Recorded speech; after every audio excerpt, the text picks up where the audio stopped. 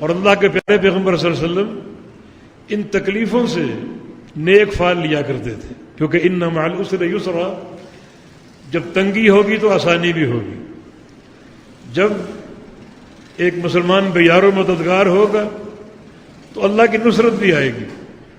جب بھی کوئی تکلیفیں ٹوٹتی، تکلیفوں کے پہاڑ ٹوٹتے، تو اللہ کے پیغمبر پریشان نہ ہوتے، بلکہ ان تکلیفوں کو، پریشانیوں کو خوشحالی کا باعث قرار دیتے۔ جنگ احزاب اس پر شاہد عدل ہے۔ جنگ احزاب کی جو کیفیت بنی تھی نبی علیہ السلام کے دور میں، ایسی کیفیت کبھی مدینے پر نہیں آئی، کبھی نہیں آئی۔ 10,000 کا لشکر تھا، چھوٹی سی بستی مدینہ، اور ساری کفار کی طاقتیں جمع ہو کر، اپنے وسائل سے مالا مال ہو کر مدینہ پر حملہ آور ہوئے، اور یہ عہد کر کے آئے کہ ہم نے مدینہ کی اینٹ سے اینٹ بجا دینی، اور 10,000 کے لشکر کے مقابلے میں مدینہ کی بستی کچھ بھی نہیں تھی، تو واقعی پریشانی کا عالم تھا۔ اس موقع پر سلمان فارسی نے مشورہ دیا کہ ایسے موقع پر ہماری قومیں جو تھی وہ خندقیں کھودا کرتی تھیں، تو کیوں نہ ان کی آمد سے قبل ایسی خندقیں کھودی جائیں کہ یہ مدینے میں داخل ہو ہی نہ سکیں۔ چنانچہ بڑی گہری اور چوڑی خندقیں کھودی گئیں کہ نہ وہ ان کو پھلانگ سکیں، نہ ان کے گھوڑے ان کو پھلانگ سکیں اور داخل نہ ہو سکیں۔ لیکن 20-22 دن کا محاصرہ رہا ان کا۔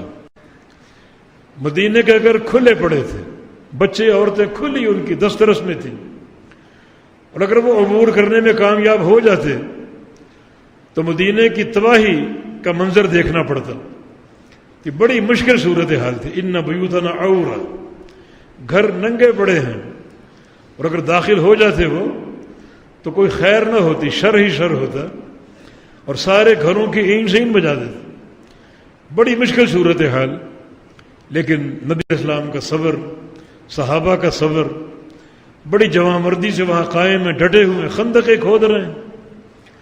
زبان پر نبی علیہ السلام کی دعا، اللہم لا عیش الا عیش الآخرہ فاغفر الانصار والمہاجرہ، کہ یا اللہ زندگی تو آخرت کی ہے، بخش دے ان انصار کو اور مہاجرین کو۔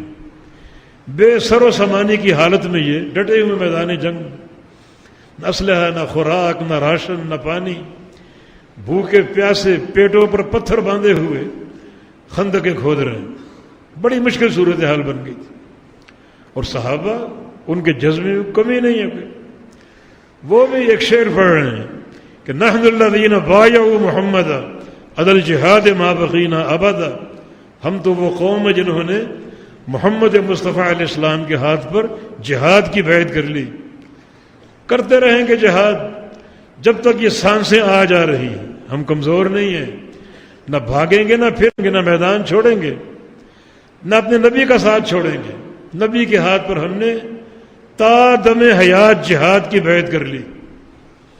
یہ صحابہ کا عزم تھا۔ ایسی جماعت، تکلیف واقعی بہت بڑی تھی، اور 22 دن کا محاصرہ، چاروں طرف ان کے لشکر طاق میں بیٹھے ہیں، ادھر صبر ہے اور ساتھ ساتھ دعائیں ہیں، اور زبان پر وہ کلمہ جو ابراہیم علیہ السلام نے کہا تھا جب وہ آگ میں پھینکے گئے، حسبنا اللہ و نعم الوکیل، مجھے اللہ کافی ہے اور وہ بہترین کارساز۔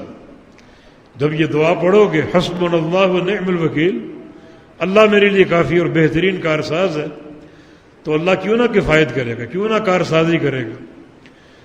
اللہ تعالیٰ کی چھوٹی سی ایک فوج نکلی غالب مشرق کی طرف سے مغرب کی طرف، وہ ہوا تھی، ہوا تیز تھی، آندھی کی شکل، اور کنکر اور مٹی اس کے دامن میں موجود تھی، اور بڑی تیزی سے چلی۔